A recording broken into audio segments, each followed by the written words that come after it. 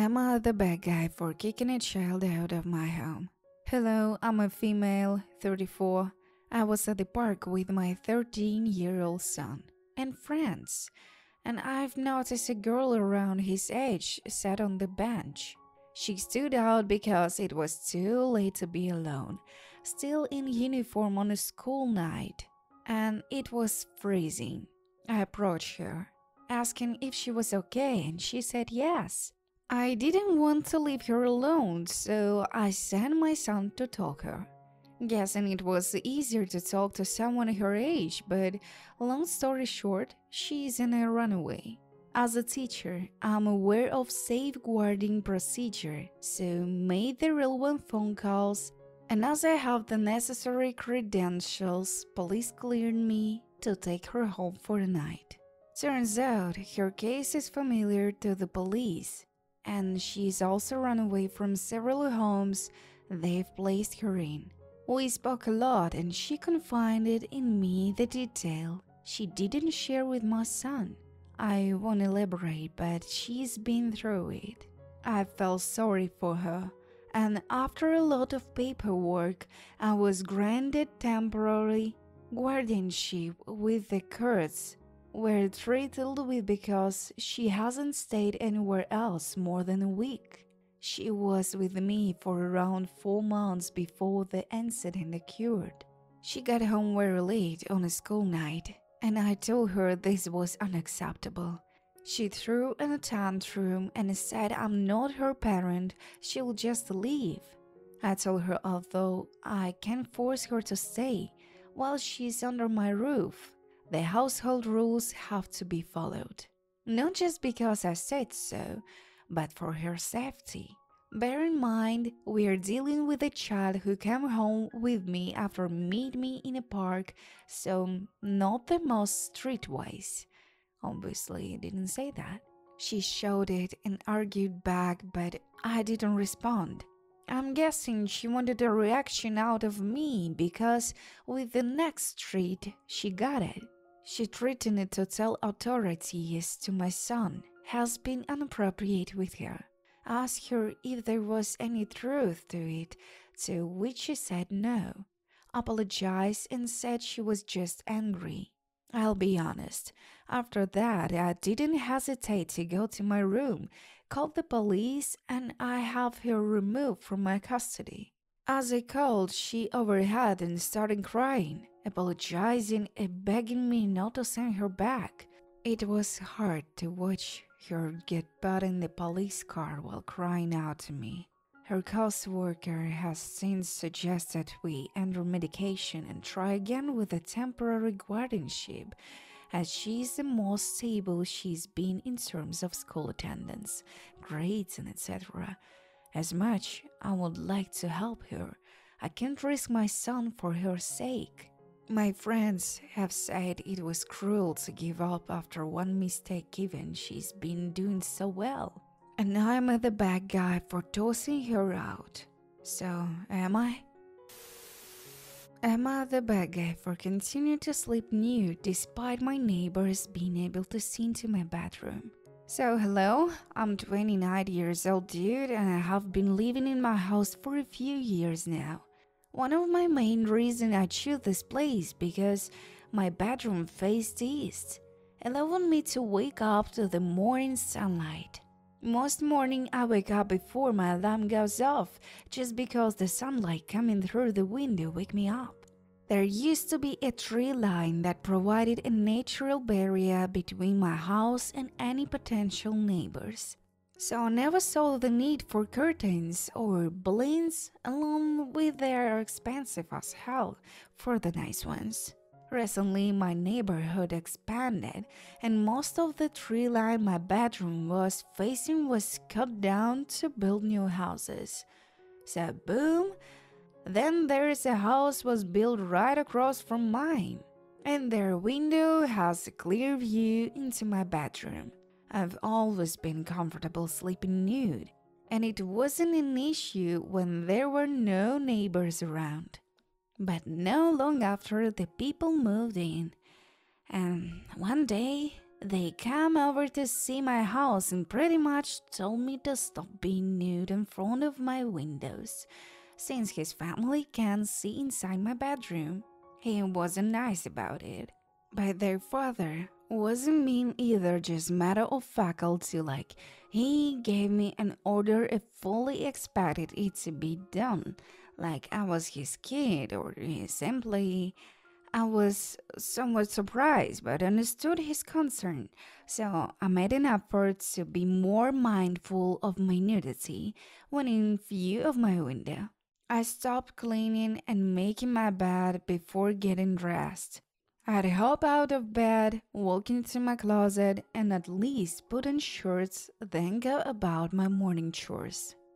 That's being said, I still sleep nude, and I occasionally end up being visible to the neighbors for a brief moment after waking up. The father came over again, leading to an argument between us.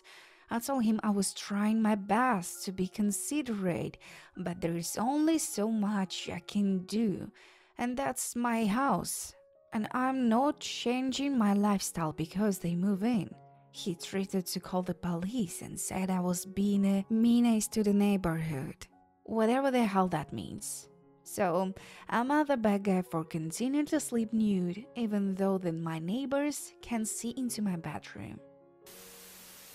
I'm not the bad guy for uninviting my stepson from our anniversary trip to Disney World. My husband had a surprise gift to celebrate our first wedding anniversary. A trip to Disney World for the whole family this summer. Our kids are close in age, but they have very different personalities. My son, he's 16, is an extrovert, has a very active social life, and does a lot of activities. My stepson is 17, is an introvert that prefers to stay home and does not have much going on in his life outside of school. They still have a good relationship, even playing video games together sometimes. My son was not on board with the Disney World idea at all. He had not interest in doing this kind of trip with his family and was especially upset because it will make him miss his current girlfriend's birthday. He was really angry about the situation, yelled at me multiple times, demanding to stay at home instead of going to the trip, and accusing us of ruining his life. On the other hand, my stepson was really excited about the trip. My husband is used to having a kid with no friends when doing plans like this, so he didn't expect my son's reaction. I felt that going just with my stepson will be anticlimactic and wouldn't be fulfill the original idea of it being a trip for the whole family. I also didn't want to leave my son fully alone with all the house to himself. We decided to leave them both so my stepson can keep an eye on my son's behavior while me and my husband have a romantic trip just for two of us. My stepson is sad because he wanted to go to the trip, but my son is happy about the new plan. My stepson was more intense about his disappointment at first, crying and whining a lot, but he has mostly calmed down by now. I asked my son to try to include his stepbrother a little in his social life while we are out so he wouldn't be so lonely, and he said he will try to. My husband feels bad for his son being sad, but I'm convinced this is the best solution for everyone. So, am I the bad guy about this? Am I the bad guy for asking to switch seats with someone on a flight? I was recently flying with my spouse and our 1-year-old, and we had booked 3 seats. When we spoke to the airline, we specifically said not to book bulkhead seats because the seat dividers don't move and so there is less space. If we leave the dividers up, then our child can lash across our laps to sleep. Well, when we checked in guests where they seated us, We spent the 2 days before the flight going back and forth with the airline on the phone, but basically got fobbed off being told that the system allocated us there. When we got to the airport, it was the same thing, and they told us to ask the people in the row behind if they would switch. So when we boarded, we did. It was 3 friends, and they were all happy to do so as they got extra legroom. Child fell asleep like 10 minutes after takeoff, and we slept through the whole flight.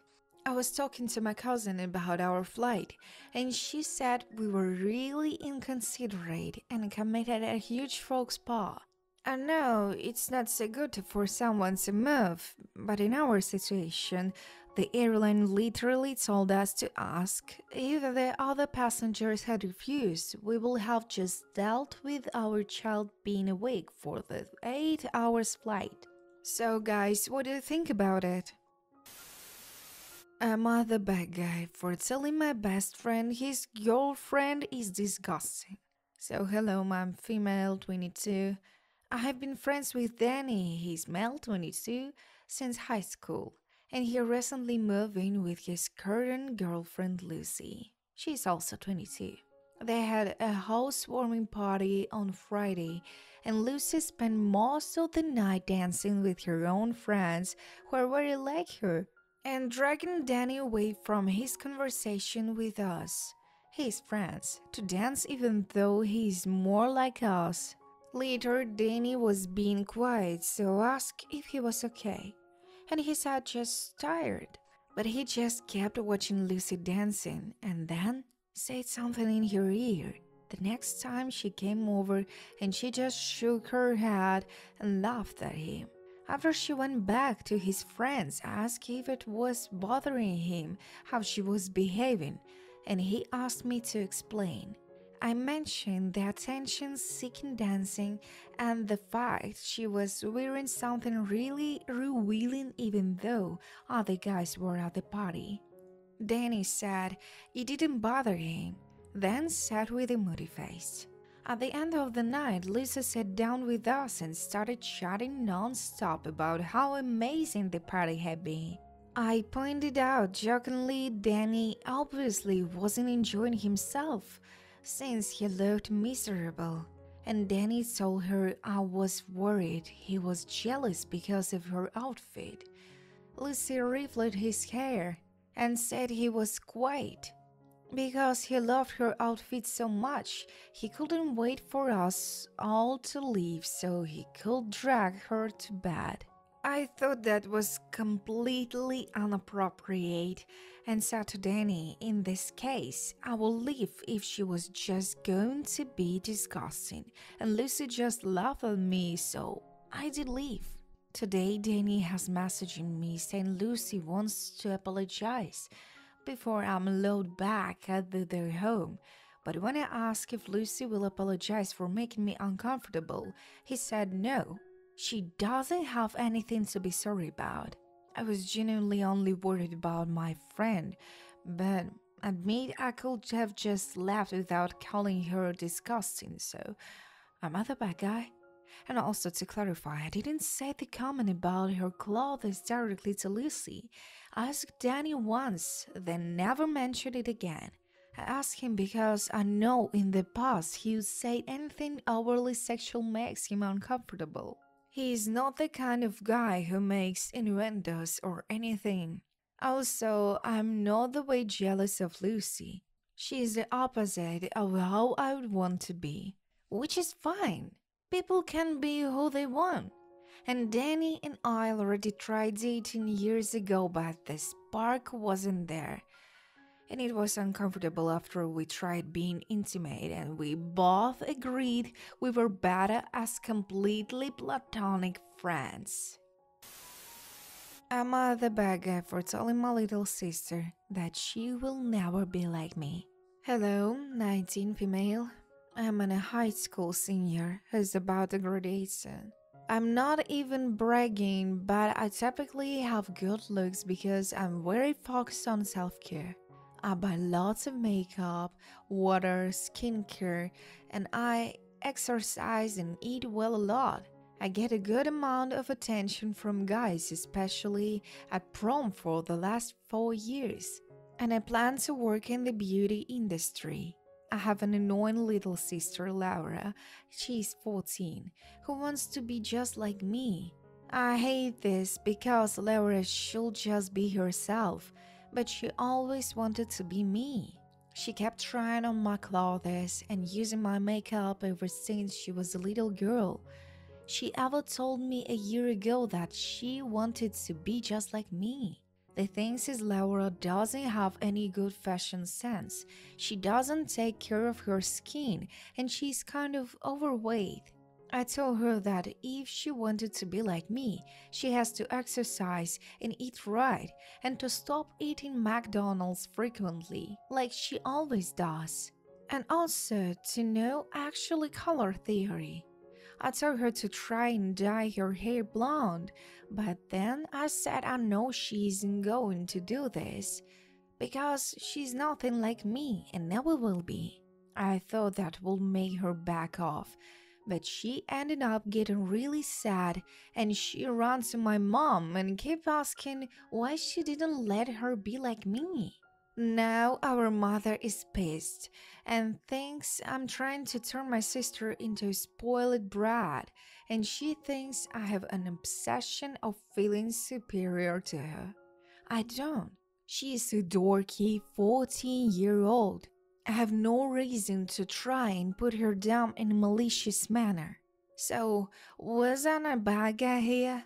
My friends are saying that I was too mean. My mom is furious. Our dad is the only one on our side and wants Laura to lose some weight too.